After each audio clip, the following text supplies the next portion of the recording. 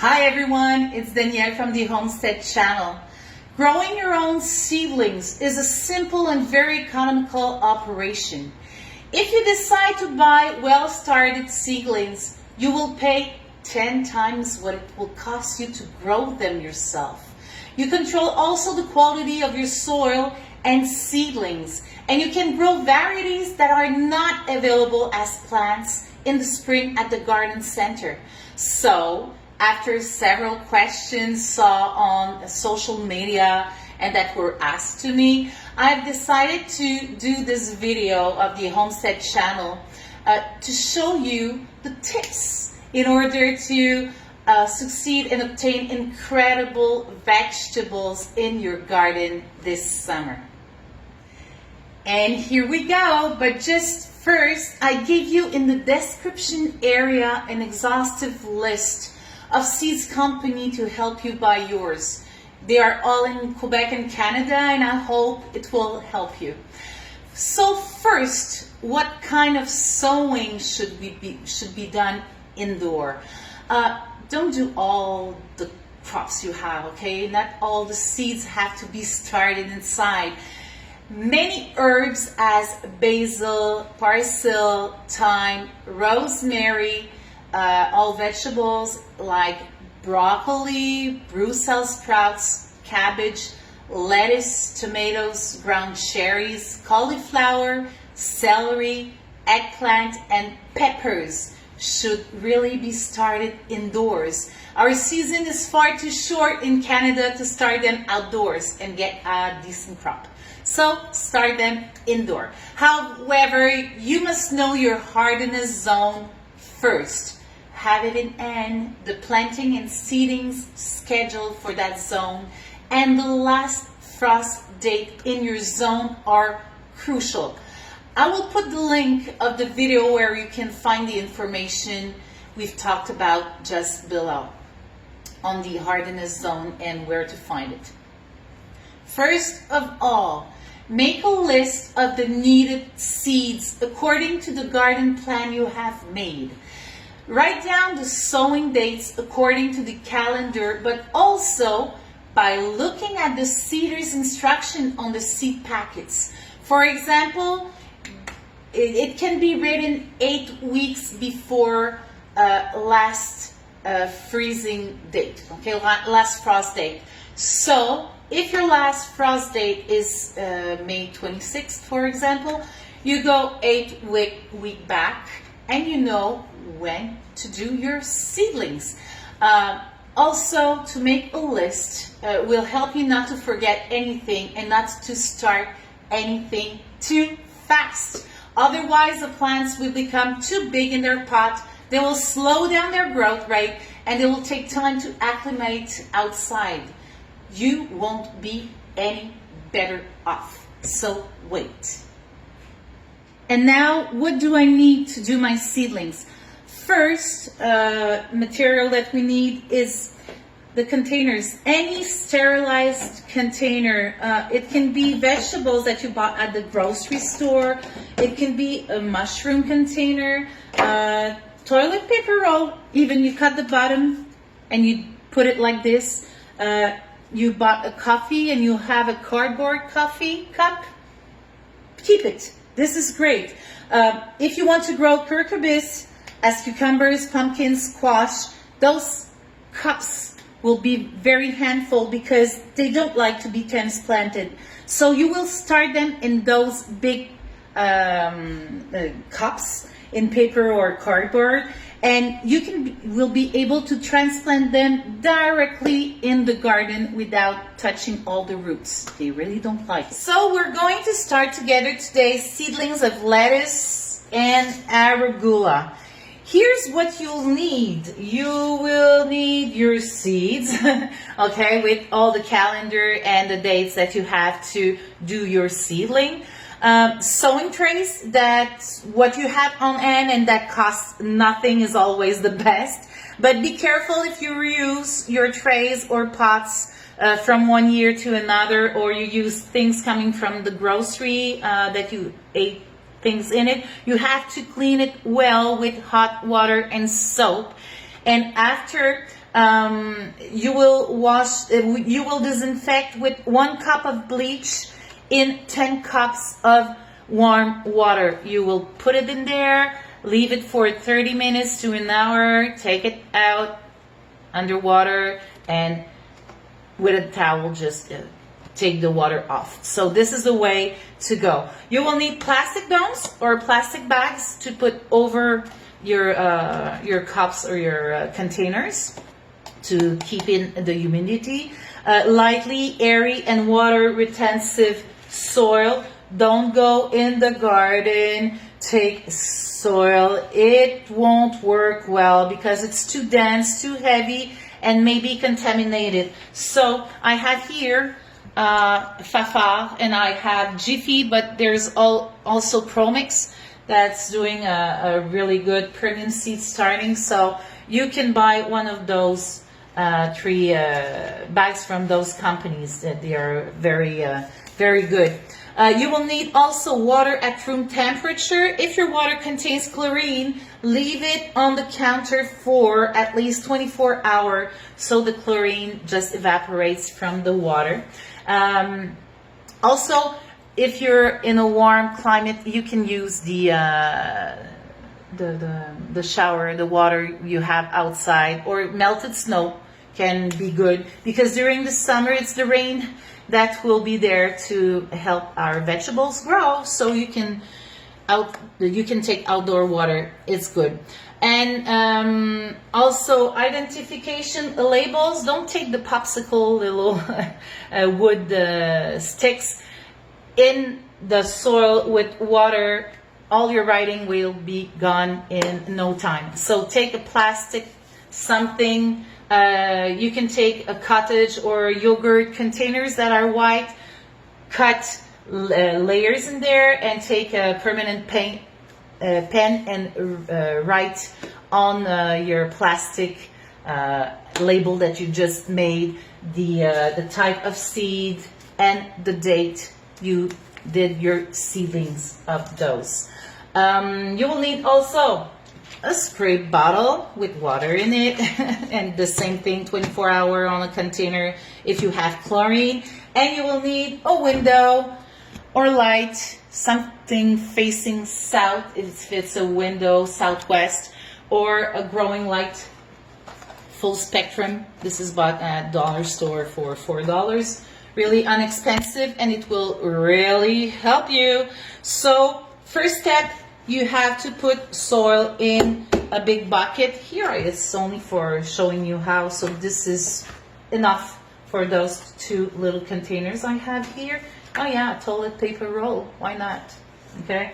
Or you're going to Tim Hortons or another restaurant and you have a cartridge container. Keep it for all your squash and pumpkins and cucumbers. They are really, really great. You can take the cartridge and put it directly into your garden. So this will be very, very convenient for you. So this is my soil. I will put a little bit of water in there. Phew. I'm going to take my hand and move this around. All I want is to have it humid, not too wet. If I take it in my hand and I squeeze it, I don't want to see water dropping down. Okay, this is only earth. It's like sticky, but there's no water getting out of what I'm doing right here. Okay, that's the important point. After I will take my container, put soil in there.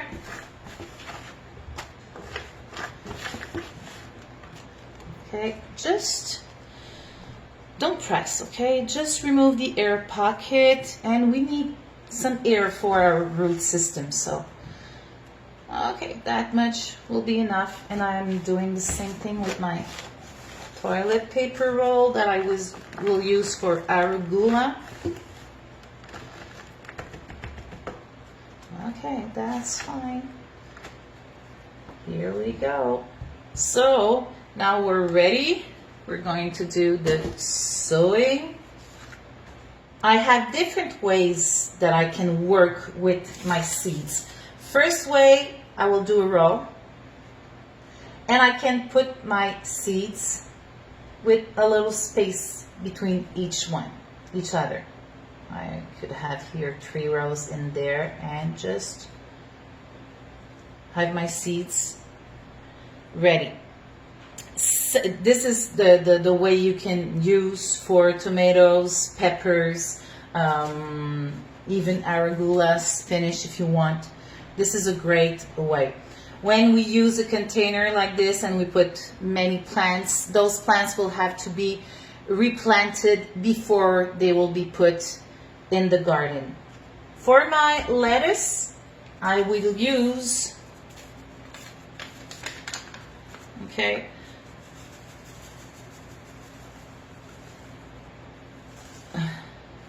my hand and put them in there. They didn't want to get out. And I would spray them over randomly. Okay. I will put like 20 for me. I have my winter garden going on, so I will eat them before they will go in the garden outside. So, do I have to put some soil over? No, they are really, really small seeds, so I don't need to. But here, for my arugula, another way of doing things, I will do a little hole in the middle. I will take a couple of seeds. They're a little bit bigger than my lettuce, you will see. A little round, like that. Right here. They're not very, very big, but they're bigger. So I will put them in the middle. And I will need to put soil as thick as my seeds are. So if you have pumpkins or squash, they are really, really big seeds, you will need to put more soil over them. So I kept a little bit of soil, and I will put just a little over it like that. I would take my sprayer, put a little bit of water over them both. For squash and cucumbers and bigger ones, the cups from Tim or other restaurants would be really, really useful for you because they don't like to be played in. You have to make them grow inside and put them directly in the garden, and the cardboard in the garden will go away with time. So it's really, really a good way to work with. How many seeds, Danielle, do I put in my containers? You have made a garden plan.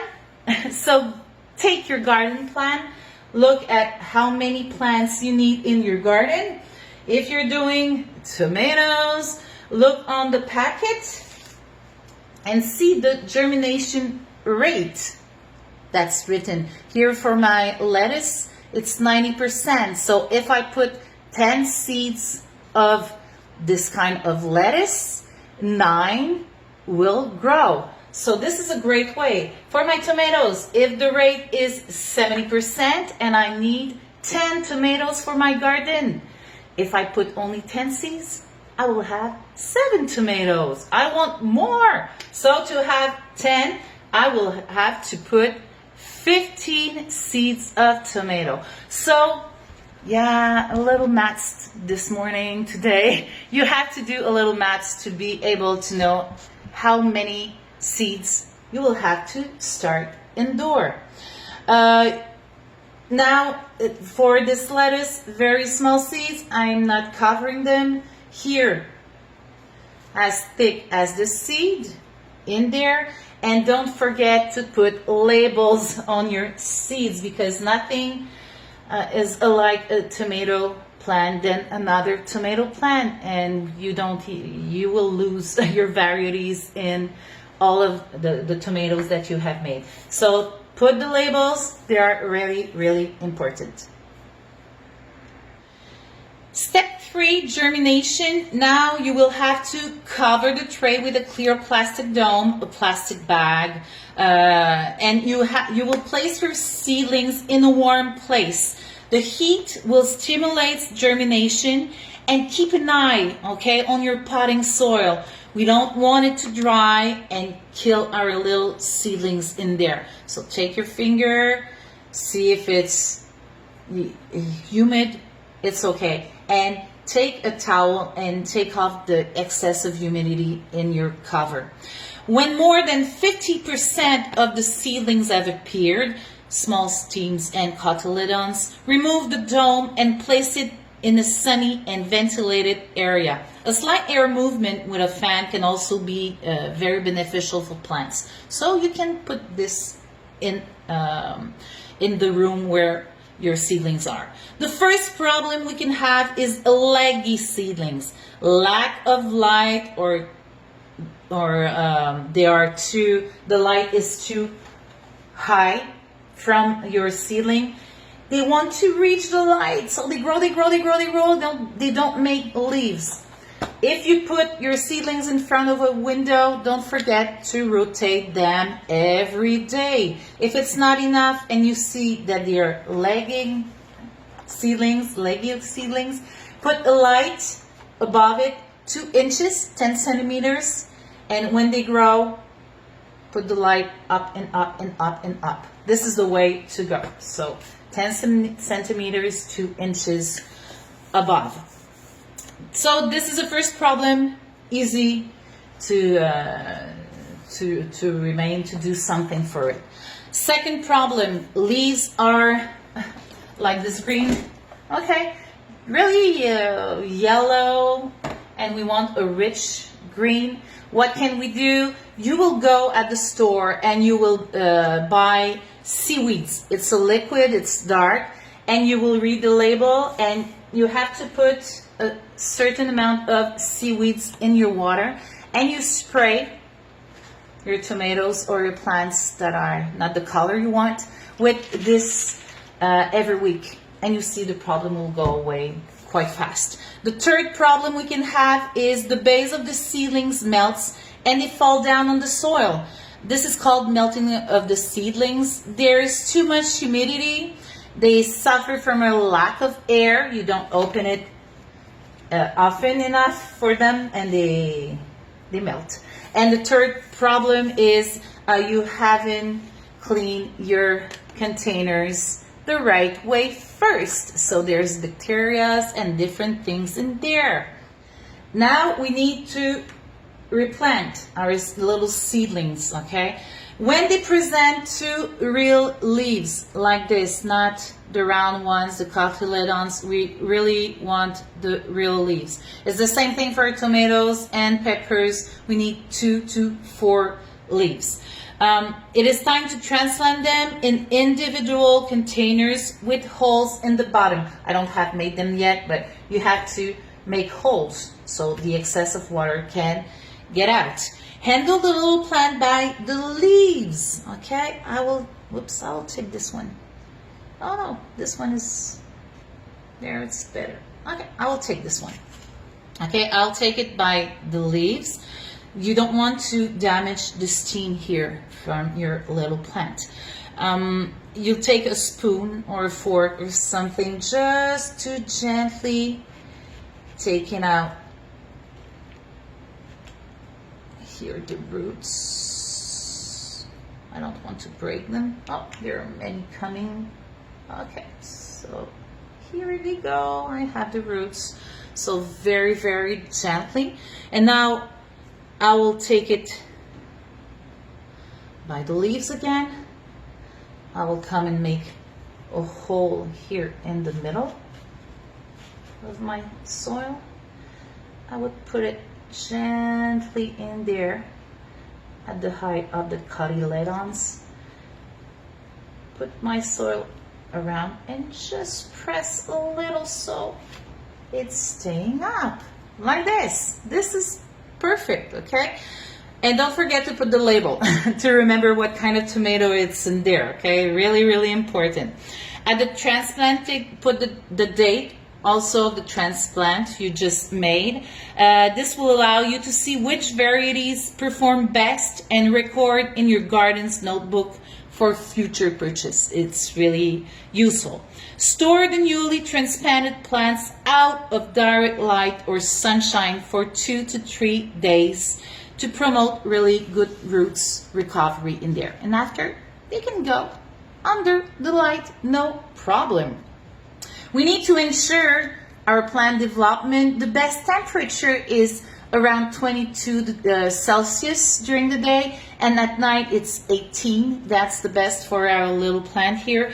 To strengthen the plant, don't forget to water them regularly. Let the soil surface dry between watering.